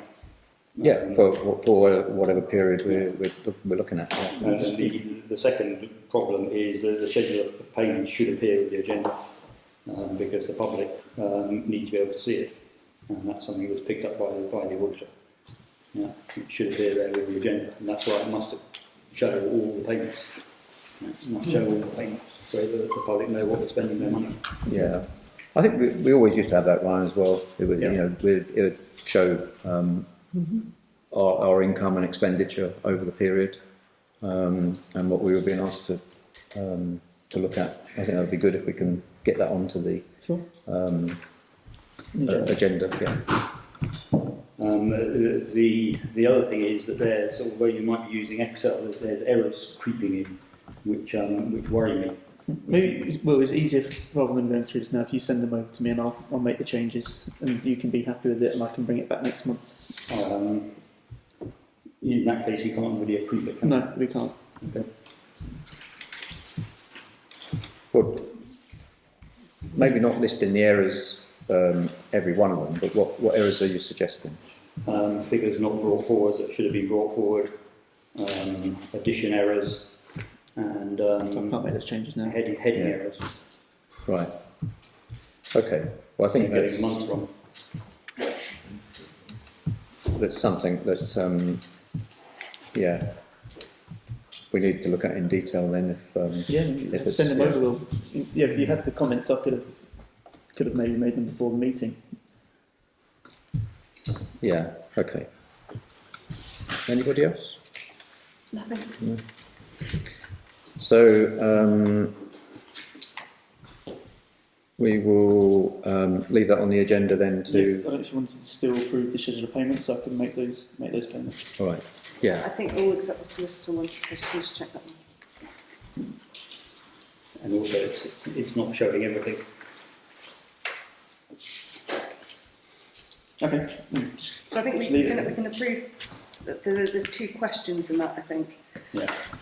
Can we approve the payment to iNet Telecoms Limited, B&Q and Crystal Hosting? Yeah. I'd imagine we could approve those with no issue at all. Agreed. So What one? That's the last one. Oh. So those three payments can be approved and made, and the Surrey Hills Solicitors one, I will, once I have the engagement, I can look at that and give you the nod. If we can agree amongst us that we're happy for that to be dealt with by way of email exchange. Just that last one, I just want to check from a regulatory position. So you're suggesting that Surrey Hills are charging us, or not charging us correctly? I don't know, that's one that's Yeah. checked. Okay. Do we have a letter of engagement? You must Check have. Yeah. You must have. Well, yeah, I'm asking the question. Well, yeah. I think anyway, I have raised this previously.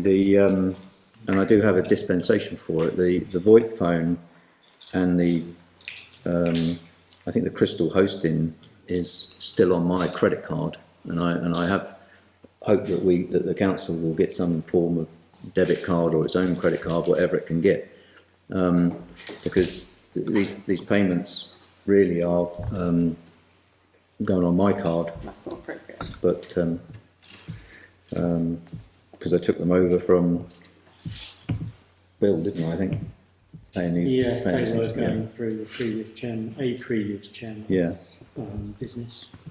So it's kind of somewhat academic. Can we set a direct debit up for those, Chair? I don't think, no, No. the problem is they all want you with a credit card these days, and possibly with a debit card. And if we can't change that going forward, then we'll have to find another provider that does, because It's not fair. I'm not worried about it being fair. It's not right for it to be on my card and not something that's coming straight out the council's account. But going back to Anna's point, can we agree these three payments except the one for Surrey Hills solicitors, and agree that one can be agreed once Anna's had a look at it? We can So agree. We can without agree the on schedule itself. in each independently. No. So are we in agreement on the VoIP phone payment of £6? Yes. Are we in agreement on the Surrey Hills solicitors No. cost? Subject to Do we have the invoice? I just need to see the level of engagement. We do. Do we have the invoice? Yeah. Can we have a look? We don't, well, you can't. We've got to tally it up. We need to look at the level of engagement. I know, I realise that. Yeah, so- But yeah.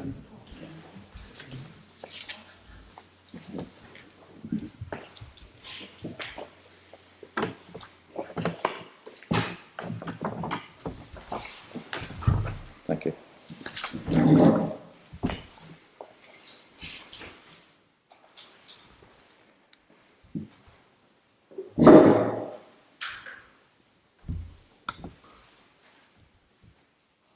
What's the filing with HMCTS? Her Majesty's Court Service, lodging the order. Thank you.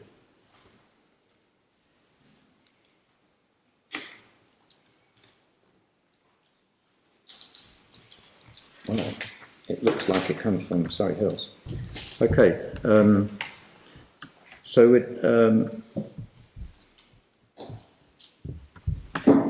we will let's vote on that one. So all in favour of approving that payment to Surrey Hills? So 2. All those against approving the payment? 3 against.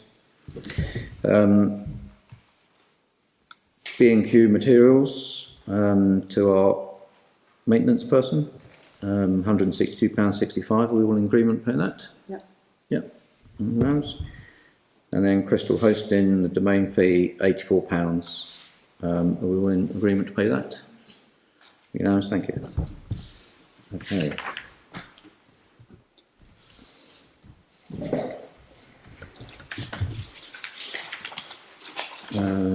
Okay, item 16 is the compliance report. So, Ryan, over to you. As President heard, there's an outstanding complaint in regards to Wood Lane, and a freedom of information request that's outstanding as well in regards to Wood Lane.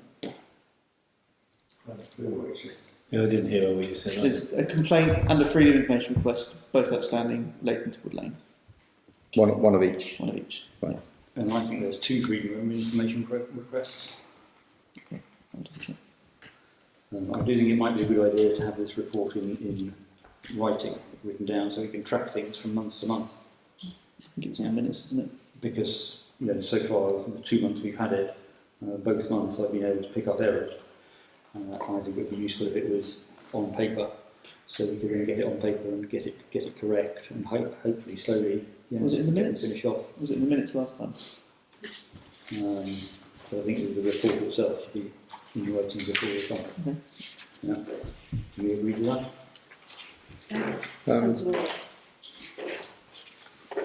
Well, unless it's on the agenda to decide, it's up to Ryan to whether you want to Well, do you that. better bring a separate paper, Councillor. Yeah, bring it as a motion then to another agenda, well, then we can discuss that. Okay, thank you, Ryan. Okay, on to 17, closure. We're all done, so thank you very much for coming. Good night. Thank you.